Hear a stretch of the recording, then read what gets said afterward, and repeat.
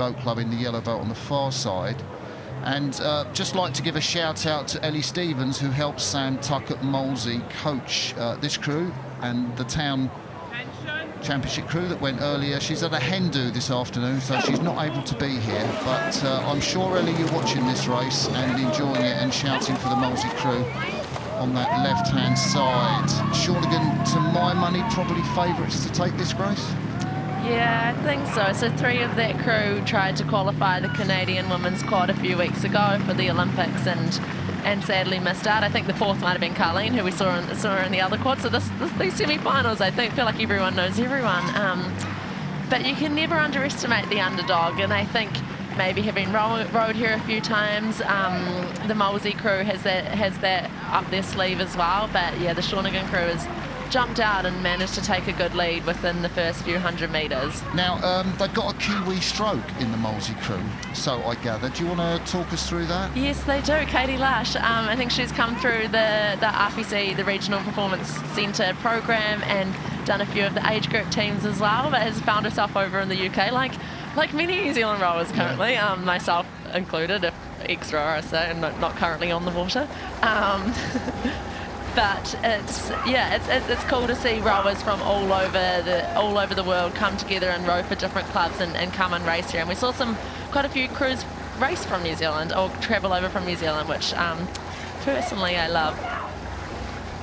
Yeah, Canadian quad on this near side from Shawnigan Lake, looking really quite direct at the front end, as you'd expect. Blades, nice to go in. Are they rowing with those big comp blades? It looks like they're the fat blades.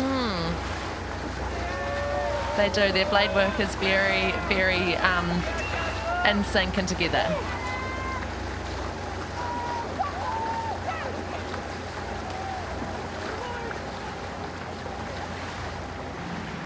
So we're here in the final of the Princess Grace Challenge Cup.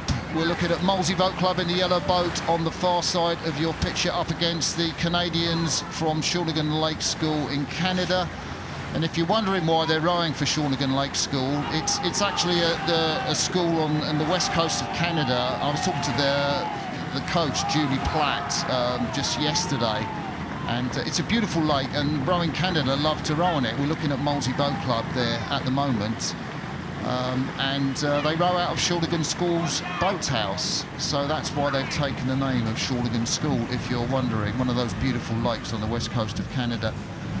There's the Canadians there, and we've got in the stroke seat, we've got Katie Clark, and Katie Clark partnered Duvernay Tardif in the double last year at the 23 World Championships. Duvernay Tardif's in the 2 seat, Grace Van Den Broek the 3 with the sort of white peak cap on behind the stroke. She raced in the quad in the 23 World Championships, and then Shannon Kennedy up in the bows. There she is a really, really strong single sculler. She sculled in the 22 Worlds in Rachiche and finished in the C final. So there's quality throughout this Canadian quad race. There really is, and I think based on that, the Molesey crew is actually doing really well. They sort of lost quite a bit out of the start, and then they might have just been slowly inching a little bit further behind, but there have been points in this race where they've been able to check it. And even seeing here, they look really relaxed up in their body, and they do look like they're doing all their work down low and utilising the stronger, bigger muscles, which as a rower, that's the goal. Don't get up in the arms and their shoulders, because they get tired very quickly. But yeah, they're rowing well, but unfortunately just been a little bit outpowered. And I have to say, for a club, Surrey-based club, I know Molesey is very, very much a club on the up. I think they've got 20 women here entered in championship events, which is fantastic, because, you know, some of them had to qualify. But for a club to have women in championship events, racing the likes of, you know, a Canadian national team that will go into the Olympics, that's pretty sensational. I think that was one of my favourite things about Henley, or is one of my favourite things about Henley, is the different people you can line up against. I know sometimes in the very first race of our peers at Henley, you'd be lining up against a school or a club crew, and obviously maybe the result would reflect that, but you also get an opportunity to race people that are going on to the Olympics or international racing, so it's pretty special. So I'm bound to ask how many times you've won Henley, actually. Well, I've raced here twice, but the second time I rode at 2 events, in the Remnant and the Hambledon, so raced here twice, won 3 times. It's pretty cool. 3 red boxes. So good track. We were lucky enough to race the Hambledon Pairs the very first time it was created. So it was good timing on our behalf, because I don't think there were many other events I could have slotted into. So there's our drone shot just telling you that Shawnigan Lake School, Canada, and if you are watching from Canada or wherever you're catching this transmission all over the world, welcome. It's lovely to have you with us. And no, it's early in the morning in Canada. There she goes, the 24-year-old Katie Clark, just leading that boat through the finish. And I think it is the steers person in the bows, steers woman, Shannon Kennedy, who's got the magic foot. She's attached to the rudder, and she's steering nicely down that course, isn't she? She's not too close to the booms, and she's nice and comfortable.